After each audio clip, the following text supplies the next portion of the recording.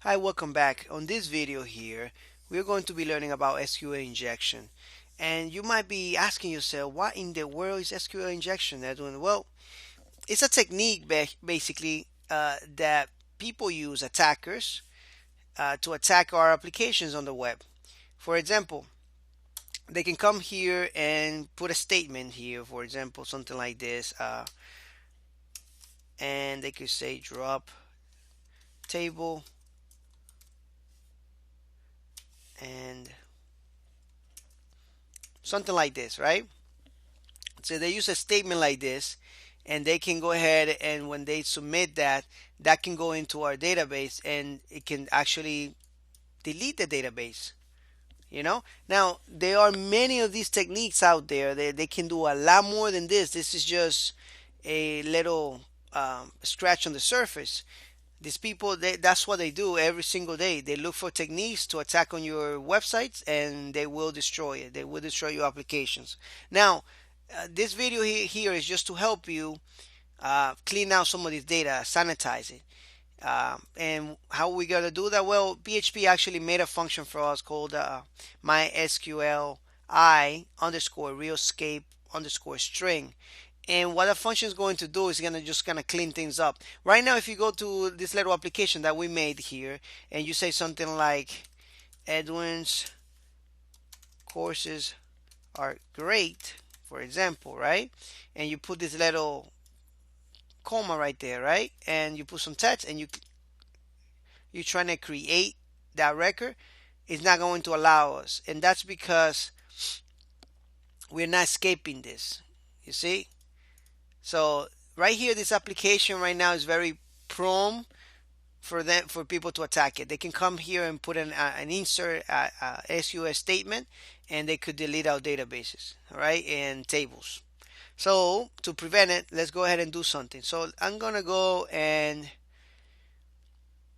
let's go to functions on under MySQL directory. Under that directory, go there. You should have a MySQL folder and go there and go to functions. All right. So what we want to do is we want to clean up this data before it goes to the database.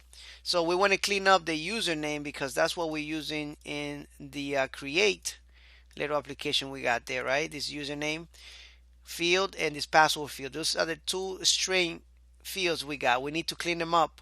We need to sanitize them, escape some strings before it gets to the database. So how we do that is by going to, let's go to that function again right here. So the way we do that is by cleaning this up. And the way we do that is actually use that function that PHP offers us. And we are going to be using the same username. As a matter of fact, let me just type the function first so you can see it. MySQLi. Remember, there is a MySQL out there, but that's the old version, right? We're using a new version just to. This is what we've been using all this time, all right? Just for your information. Escape and string. There we go. So this is the function here that's going to help us out, and I'm just going to type it again. Well, copy and paste it there, and it's going to take two parameters. First, it's going to take our connection variable right here. Okay, and we don't need this actually. I was just going to show you that it needs two parameters, and the second parameter would be what you want to clean, what you want to escape right there. So I'm gonna do two for the username one and for the password another one, comma, and then put the password there. Okay, and I'm also going to assign it to this variable here, so like that, and the username also, so that way we can use that variable right here. So when it goes here, it's already sanitized. All right, so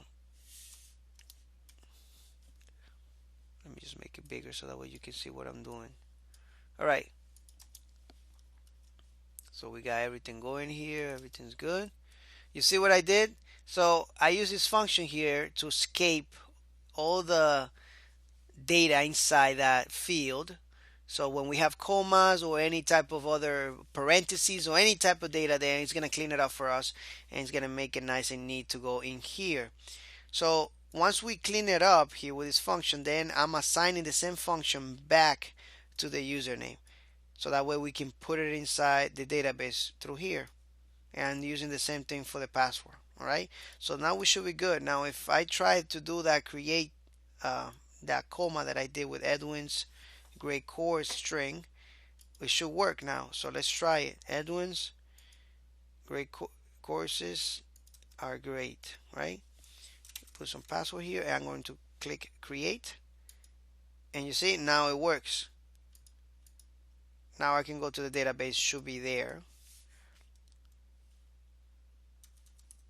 Let's go to the database, should be on my PHP my admin right there.